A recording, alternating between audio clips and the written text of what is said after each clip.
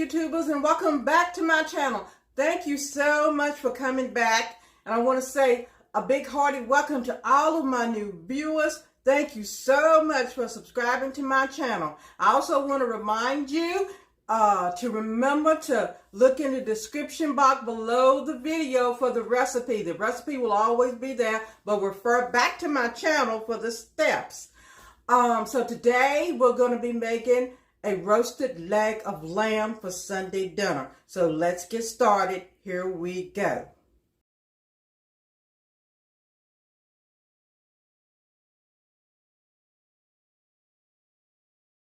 Okay, so here are our ingredients.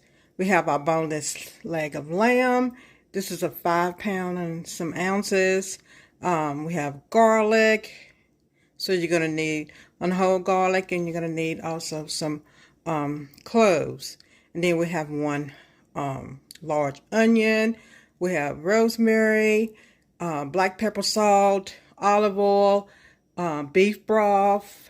And I have taken the skin off of my onion, off of my garlic, and I have cut it to probably about a half of an inch. It might be an inch. And you can pull them apart, but don't pull them all apart. So what we're doing is we're creating a raised rack for our boneless lamb of leg to lay on. So we're going to put the onion in there. We're going to put the garlic in there. And it's just, all it is we're just creating a rack. Okay, you could very well, I'm going to cut this one in a little bit more. It's a little too raised. Okay, you could very well just use a regular rack. That is fine. I don't want it to be too high. Okay, all right, after you do that, and you've got, that's more than enough right there.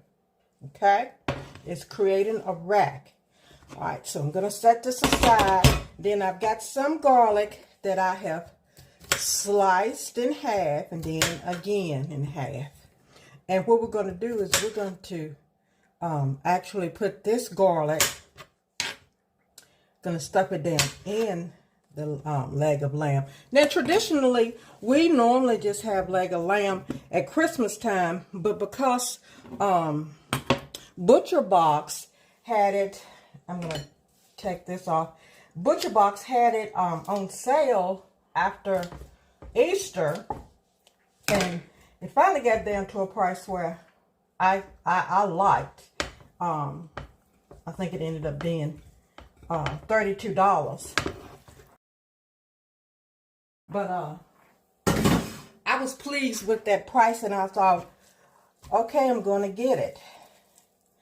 And it is boneless, in which I normally get it with the bone, or I get the lamb chops.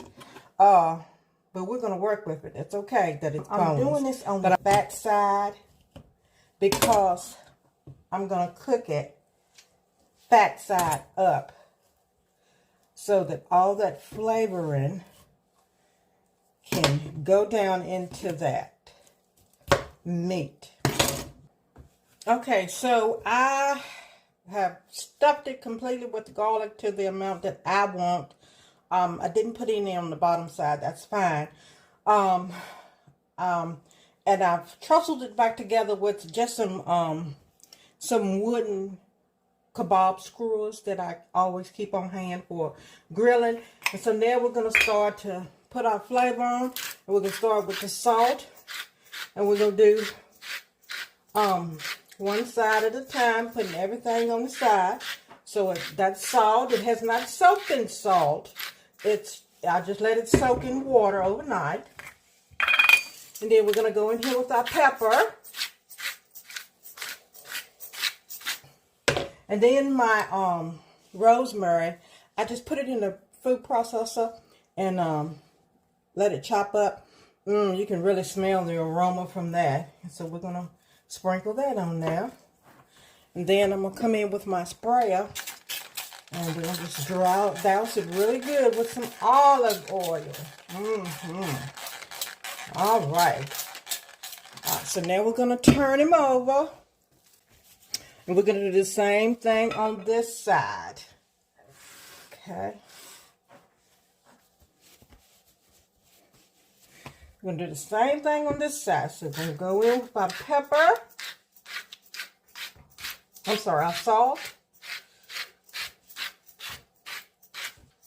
And then we're going to go in with our pepper.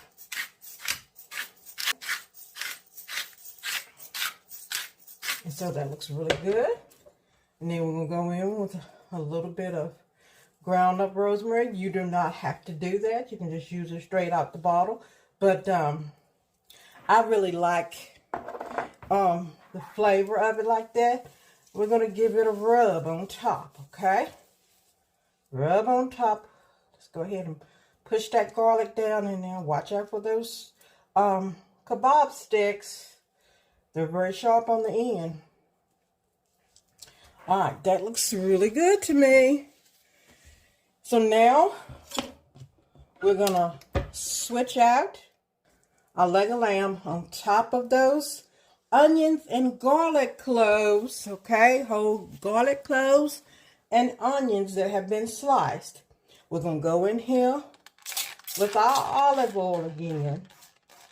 Just squirt it liberally on there.